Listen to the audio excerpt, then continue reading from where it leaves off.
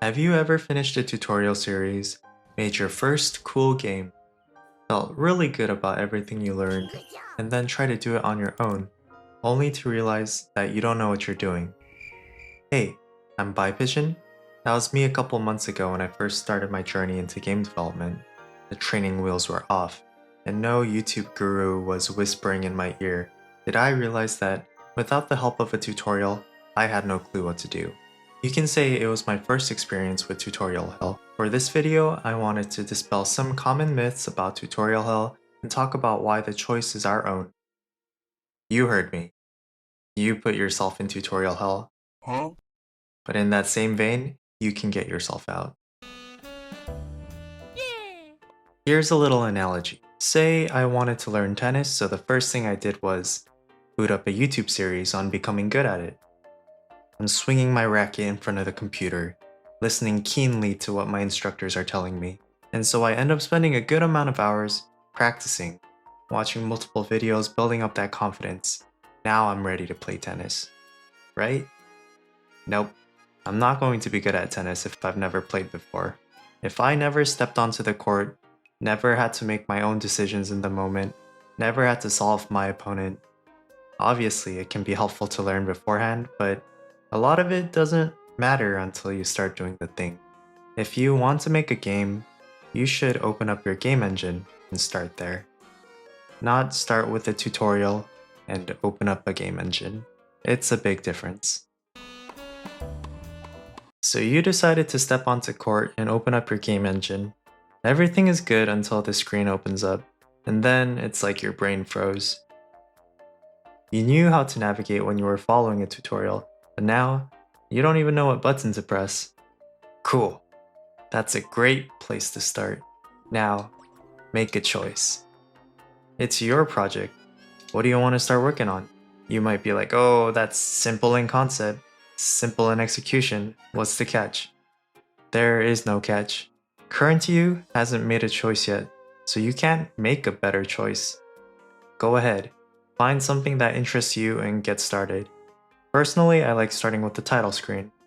It's simple, gets me thinking real high level about how the project functions. It's like testing the waters without overcomplicating anything. You decided on something to make. Excellent. Now, you finally come to the point where you get fucked.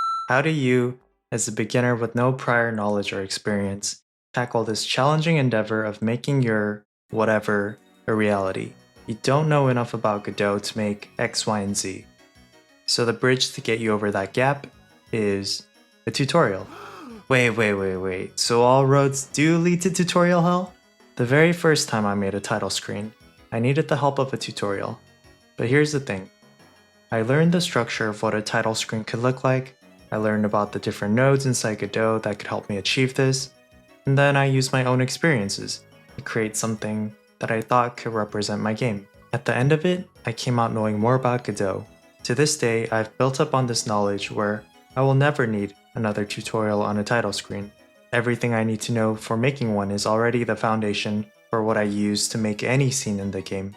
I've done the reps, I spent time thinking about why I'm using the nodes I'm using, and I figured out eventually how the logic works. The way I got into making a game might be similar to your situation. I started with a tutorial series, part-piece ARPG series for Godot 3. I used it as an entry point and followed it to the T to see how Godot felt and what I could potentially do with it. Mind you, this is the very first time I used Godot in my life. It was this light bulb moment for me where I really felt like Godot was the answer. After finishing up that series, I started up my own project and immediately stumbled. Things that felt really easy when following along, I had no clue how to do until I looked up specific examples and started getting into a habit of doing these things. If I want to put a picture into a game, I found out I needed a texture rect. If I need some text, maybe I should use a label. If I need these things, I have to create a child node. These were the little connections I was starting to make. So then when I didn't know something, I would have to learn. When I learned something, I would practice it. Any questions I had, I would try to figure out the answers to, or ask other people in different communities. And it wasn't easy. I got stuck a lot. Sometimes it took me a very, very long time to get unstuck. But whenever I made those connections and figured out something new, it was like this eureka moment where I suddenly could connect different things and make the engine work in a way I couldn't before. Within the span of this one game, which I'm still working on, I've captured multiple stages of me transforming my understanding of Godot and GDScript, and it's a freaking crazy thing when I think about it. Learning is something we do from the moment we're born, and it's something that people much older and wiser than me still talk about and recommend. But I've never seen anyone tell me that life is tutorial hell. And I guess that's enough for me to believe that you individually choose to be in tutorial hell. I wanted to leave you guys with one final quote by Marcelo Glazer. As the island of knowledge grows, so do the shores of our ignorance.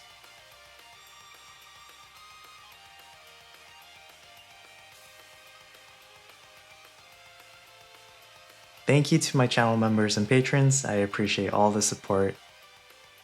I'll see you guys next week with a devlog. Peace.